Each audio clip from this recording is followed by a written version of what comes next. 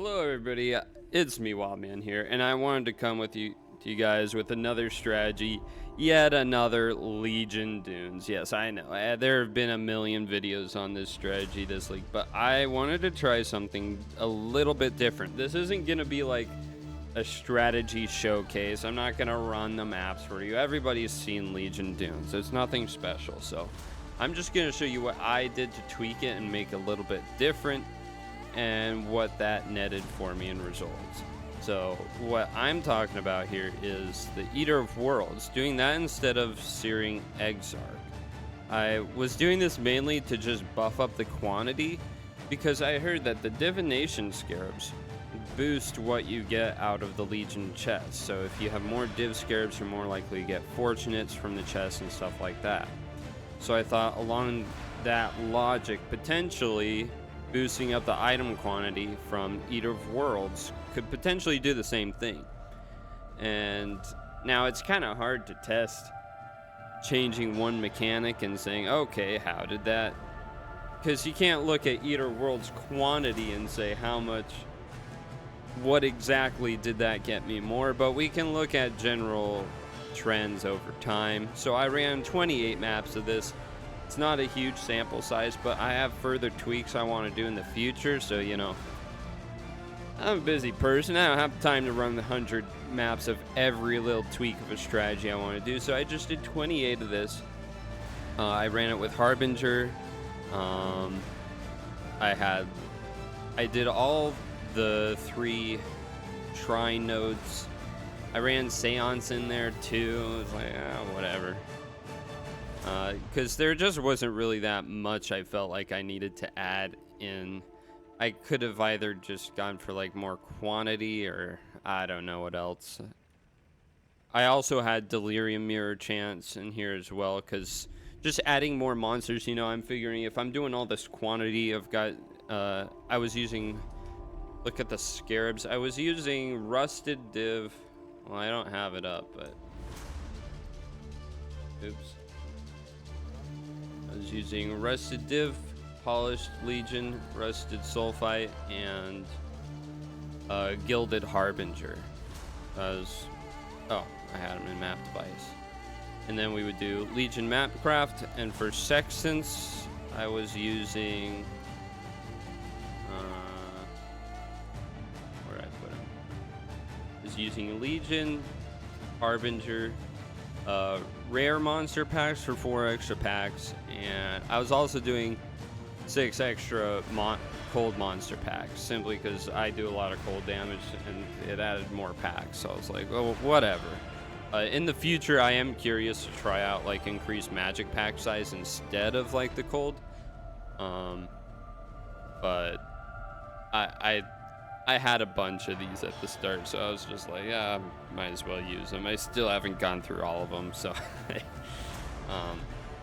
but so Legion, Harbinger, and more monsters, and then for Scarabs, Div, Legion, Harbinger, and Sulfite, just to get the extra move speed, go through the maps a little quicker. It only takes like 4 passive points to get that in the Resonator node or the Azurite node, so it's like a no-brainer. As long as you have an open Scarab slot. And then just do Legion Mapcraft. And so this should have juiced up the Fortunates a lot. We'll just like look at the loot now. I'm not gonna like do the showcase. I think now is when people are doing, now we run the maps and whatever, fuck that. You don't need to see that. But in terms of loot, it was pretty darn good. Did a little notepad here with the results, so we'll have these side by side. This is just more for visualization, and so you can see the things I didn't include in here, because I actually didn't include quite a lot. I mean, you see we have a Voidborn Reliquary Key, we got Rithlathas, a Heat Shiver. I didn't include any of this, didn't include the Resonator. I didn't include any of the Scarabs. I didn't include the random div cards, only the ones we were targeting, and a little random currency and whatever this garbage is, for whatever reason I picked it up. Didn't include Forbidden Tomes, didn't include Delirium Orbs, didn't include Harbinger Orbs, didn't I basically filtered out anything that was either not something that I can reliably guarantee is gonna appear in the farm, because like we're not farming scarabs. You just get lucky with altars or god touch monsters every now and then. And realistically, I'm not gonna go out and trade these away because the amount of them is too little. It's like I'm not even gonna list them for sale. If I ended up having like 50 of each, then sure. But like, I'm not gonna sell these, so I don't count them as profit. Same with like the resonator. Like you could, but I'm not going to.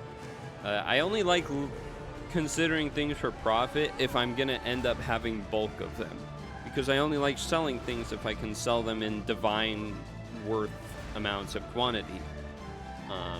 So that's what I included, and I also didn't include the Conqueror maps because, yeah, I'm not gonna sell them. Later I might do a strategy because I've accumulated over time quite a few like Dunes Conqueror maps and stuff like that, so I could do a whole Dunes farm including Conquerors too and try to juice those up, but that's something else. But for now, I just include the things we are directly trying to farm and how much we made off of them.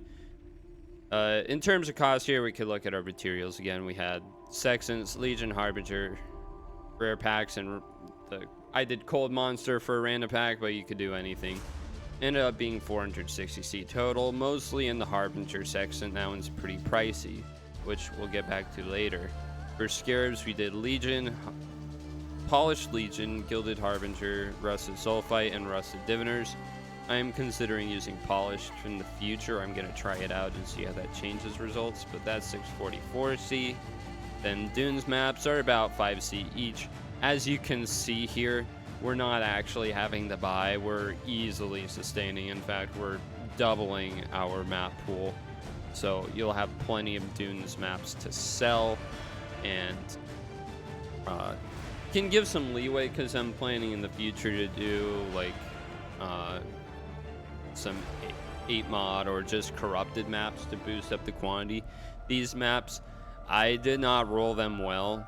I literally just made sure they didn't have the mods I didn't want and then threw them in. I didn't make sure they had 80% quantity. Some had like 65, some had like 90. There wasn't too much, like I wasn't too picky about rolling the maps.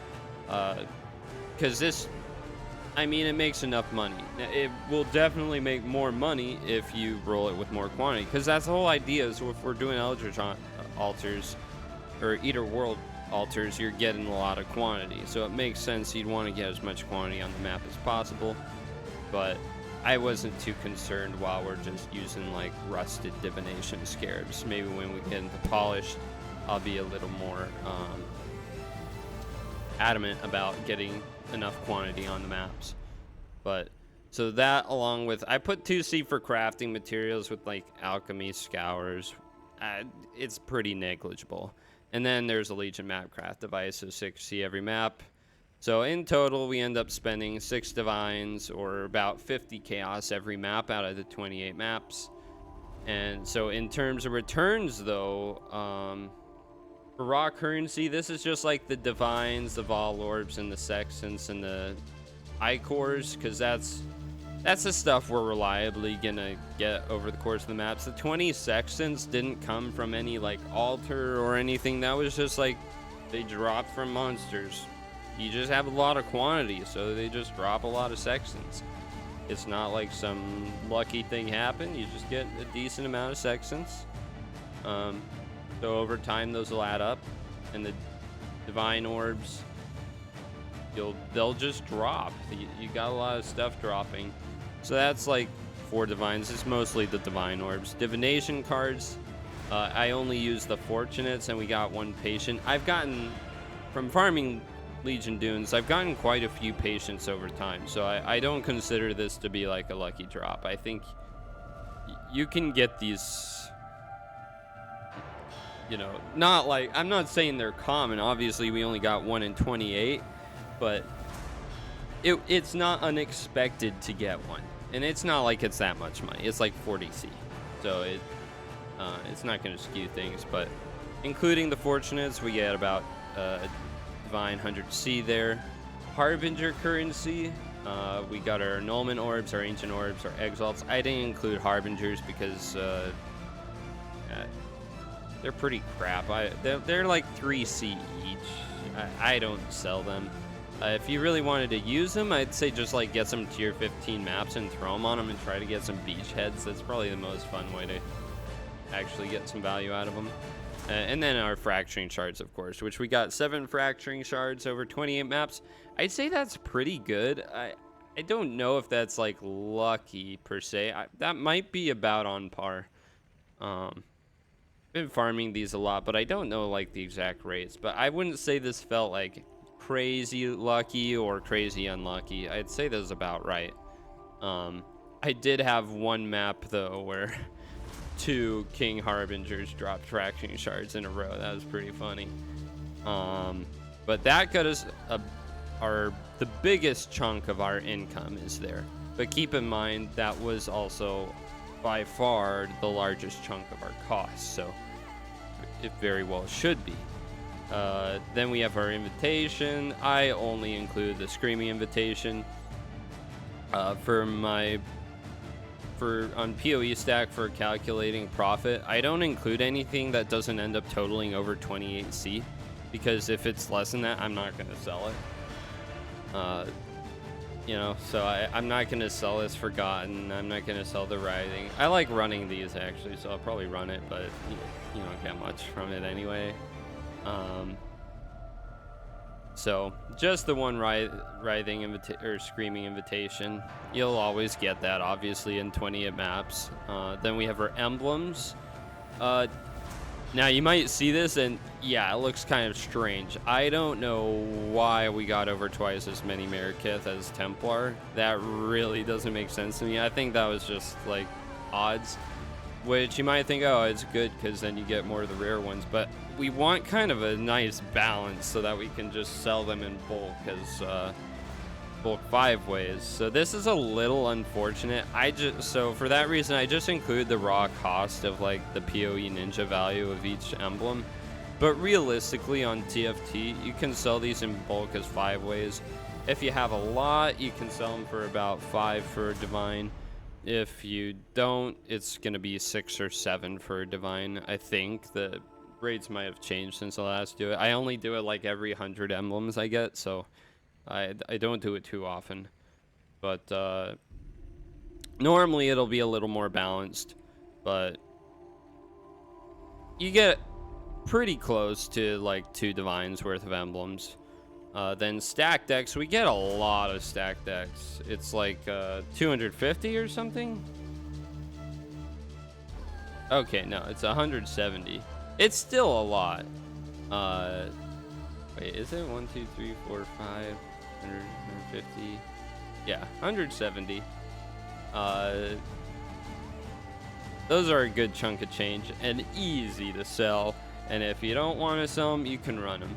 I think a big thing to notice here also is for the cost for recovering it, you can just sell the raw currency and sell a Harbinger currency, and that more than covers the cost. So everything else is profit. So if you want to run these stack decks, you can just flip them and do what you want with them. You've covered your costs already. You don't have to worry about making back your money. But then we've got incubators, a lot of incubators, about 50 diviners, 50 ornate. Only, I guess Calgurn are a lot less common. I don't know why, but about 20, 30 of those. And then I collect skittering. I didn't put them in the profit at all because they don't sell. But the reasoning I have for this is I don't actually use the diviners incubators because I find I can sell them in bulk for 15 for 1 divine. Which, based on my observations, you only get about 3 stack decks on average from a diviner's incubator. And so if I'm selling them for 15 for a divine. That's 15C each. And if stack decks are going for 3.5 C per stack deck, and I'm only getting 3 on average from these, I only get 10 chaos on average from a diviner's incubator. But selling them 15 for a divine, I get 15. So I just sell them. I don't use them, and they do sell. It usually takes me getting to about 50 or so of the incubators to sell them at that rate, but then people will buy like 45 diviners incubators for 3 divines. So and I've consistently sold them that way all leagues, so it's not like a theoretical thing, like I do it. So people are clearly willing to pay a lot for those, more than I am, so I sell those. But you don't get enough ornate incubators and Kalgurian incubators alone to like keep your slots filled. So I just pick skittering. They're kind of shit because, I mean, 9,000 monsters is a lot to proc it. But like, there's not that many other alternatives. The only other thing I would consider is like shuttering, because we already get like a decent amount of fossils, so why not add to it? But I pick skittering because I like scarabs more. But that's my reasoning, is because I like to sell the diviners, and you don't get quite enough to sustain just using ornate and Kalgurian on yourself. So I just pick some other random one, but they won't sell, so these aren't profit. But that's the incubator section, which I didn't use any incubators during this. I didn't want the drops from those to affect this, but in reality, you're going to be using all these ornate. You're going to be using probably the Kalgurian, or if you want, the diviners, and you're going to make a bunch more money there. So it's like you'll get less money overall in incubators and more in, if you're using ornate, more raw currency. You'll get a lot of divine orb drops from them, actually. I feel like I get 1 divine out of every 20, something like that. They're pretty good. But then we've got our last couple things. We've got the resonators, which we get from packed with energy, or mining byproducts, sorry. Just that 10% chance at the Azurite. Get about, 20,000, 30,000 Azurite over the course of the maps, which is enough to get a little less than a divine of resonators. Obviously, if you're running this strat longer, you're going to end up having way more. You can sell them in divine ore, so I still include them because you'll sell them in bulk, no problem. Then the last thing is maps, which I only include the Mesa and the Dunes. Actually, we have one mirrored one here, so that's a little off.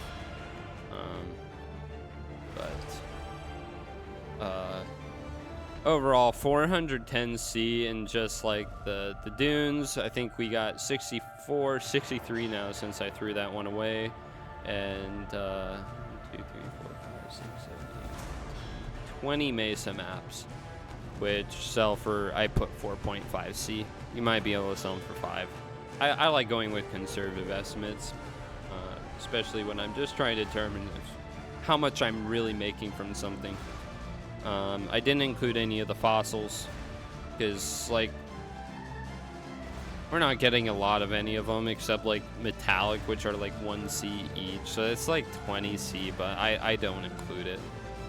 So really, that's where what I calculate for profit ends, because this is all the stuff that I will realistically sell. Anything else, I mean, the Voidborn Reliquary Key I'll probably sell too, but that's a lucky drop, right? The uniques as well. The Delirium Orbs, it's only like 50C worth. It's not like this is a crazy amount of money. I'm mostly just using the Delirium Mirror to put more monsters in, hope they drop divines and fortunates and stuff like that. Just boost the number of monsters in the map. They aren't for... This is just a nice little bonus. That I guess over time you'll end up having enough to sell in larger amounts, but I probably won't ever sell them. I'll probably just use them in the future for some other strategy. So that's where it ends, with about 23 divines in return, about 190C every map you are getting back, which leaves you at a profit of just a 2 chaos short of 17 divine orbs, or about 140C per map. Now you'll notice I didn't say anything about how long it took me to run the maps, how, you know, I don't like profit per hour measuring. I find it to be, it's just based on how fast you are. You know, oh, you don't have a mage blood? Well, sorry for you. I guess your profit per hour is gonna get cut in half. It's like, how am I gonna tell you what the profit per hour is if you don't have a mage blood or you do? Like, it's gonna change it completely just based on your build and your gear. So I find profit per hour to be kind of a meaningless thing. The gist of it is, if you can get through, I'll leave this on the screen, but if you can get through 10 maps in an hour, then it's 6 divines or so per hour. If you can only do half that, it's 3 divines per hour. If you can do double that, it's 12 divines per hour. The divines per hour is up to you. That's not up to the strategy. But for the strategy, every time you get a map done, on average, you'll have 140C. Now, of course, I'm going to continue tinkering with this. This is just my results, 28 maps using Eater of Worlds. But in the future, I'm going to try out that Polished Divination Scarab, see if I get a lot more Fortunates, and try out Beyond. I've done Beyond in the past, but I haven't measured my results, and it felt a little lackluster. But I think if I do it a little differently this time, it might be better. So we'll see how that goes. But hopefully this was useful for anybody. And if you have other ideas to kind of juice up this strategy a little bit more, maybe reliquary scarabs or something, try to get more of those god touch and make these scarab drops more reliable and something we can use for profit calculations if, you know, we're actually farming them. But this is what I've got so far. Oh, also these forbidden tomes, I didn't include in profit, but you can sell them in bulk for like 15C each, something like that. They only sell for like 5C on the market on trade website individually, but you can sell them for triple that in bulk. So I didn't put them in profit, but I do pick them up. I think they're a good thing to sell in larger amounts, even though they are a little bit uncommon. You know, almost as uncommon as a divine orb. But I think that's all I've got to say on this. So again, hopefully it helped somebody, and if you have more ideas, let me know. But good luck.